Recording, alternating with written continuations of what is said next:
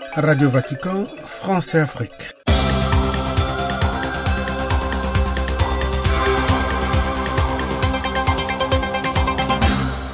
Nous allons, dans le cadre de l'actualité de l'Église, décortiquer au cours de différentes éditions de notre programme le dernier message des évêques de la République démocratique du Congo sur les conditions de vie de la population dont ils ont la charge pastorale. Pour le faire, Radio Vatican s'est entretenu avec Monseigneur Fridolin Ambongo, archevêque de Mbandaka Bikoro et vice-président de la conférence épiscopale de son pays. Aujourd'hui, ils commencent par nous parler de l'intitulé même de leur message, à savoir « Le pays va mal, debout Congolais ». Le titre en soi est tout un enseignement. Il suffit de regarder notre peuple, le peuple congolais aujourd'hui, c'est un peuple courbé. Il est courbé sous le poids de toutes sortes de vicissitudes qui sont tout simplement dues à la méchanceté de l'homme. Et cet homme, malheureusement, ce sont nos frères et sœurs, congolais et congolaises. Nous, avec notre regard de pasteur, nous disons, mais ça ne peut pas continuer comme ça. Ce peuple congolais pouvait vivre mieux. Il a tout ce qu'il faut pour vivre mieux.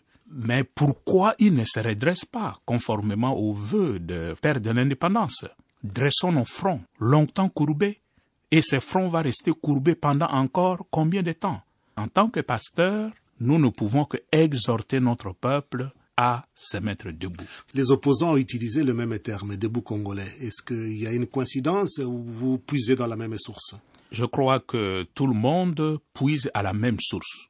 Et la source, ce n'est pas tant l'hymne national. La source, c'est la souffrance de notre peuple qui est courbé. Il suffit de regarder ce peuple, et pour peu qu'on a encore un peu de l'amour, qu'on a encore un peu de la compassion pour nos frères et sœurs, on ne peut que être touché par la souffrance de ce peuple qui a le dos courbé depuis très très longtemps. Dans votre message, vous parcourez alors la situation de votre pays et vous arrivez à vous poser la question, que devons-nous faire? Voilà, c'est la question que je vous pose maintenant pour développer un peu davantage et vous demandez effectivement à la population de votre pays de prendre en main le destin commun. C'est que notre constat, c'est que le peuple congolais a toujours compté sur la classe politique pour son avenir. Mais le constat est là, un constat vraiment amer, qui ne pourra plus fonder son avenir, un avenir heureux, un avenir meilleur sur ce genre de classe politique que nous avons aujourd'hui au Congo.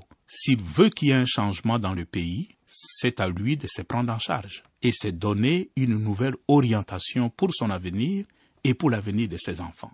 La classe politique, heureusement, on trouve encore quelques-uns qui se distinguent. Malheureusement, leur voix ne se fait pas entendre. On a l'impression qu'il y a un système qui s'est mis en place au Congo, qui broie la bonne volonté, qui noie les efforts de ceux qui voudraient tirer le pays vers le haut pour que le pays continue sa descente aux enfers. Et nous ne pouvons pas rester bras croisés devant une situation pareille. C'est pourquoi nous, en tant que pasteurs, nous exhortons notre peuple à ce courage prophétique, à ce courage qui fait délier des liens et qui permet à un peuple de faire le saut qualitatif pour son bien. Pour son bien, mais sans tomber dans la rébellion, dans le désordre. Nous, en tant que pasteurs, nous ne pouvons jamais inviter à la rébellion, mais se prendre en charge ne signifie pas nécessairement entrer en rébellion et continuer à tuer les autres, mais il y a des droits civiques qui sont reconnus au peuple dans la Constitution et on peut le faire comme nous les évêques nous faisons. Monseigneur,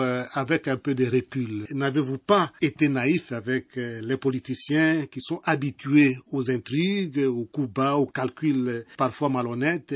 Aujourd'hui, vous vous rendez compte que peut-être vous étiez dans un océan de crocodiles politiques qui ont toujours des arrière-pensées derrière la tête et que vous, les évêques, vous vous êtes présentés là-bas comme des bons pères chrétiens. Effectivement, quand on fait la relecture d'une action sociale, on trouve toujours le pour et le contre. Et effectivement, c'est ce que nous avons fait. Il y aura certainement quelque chose à redire là-dessus, mais moi je crois que nous avions conduit cette médiation avec les meilleures bonnes intentions pour un avenir meilleur pour notre pays. Nous étions même convaincus que le pays allait dans la bonne direction et je crois que beaucoup d'éléments allaient dans ce sens-là. il y a un élément vraiment qu'il faut prendre en considération qui explique le blocage d'aujourd'hui, ou ce qu'on pourrait dire le déséquilibre dans l'équilibre qu'il y avait pendant le dialogue, c'est aussi la disparition du président Étienne Tshisekedi. C'est un élément fondamental.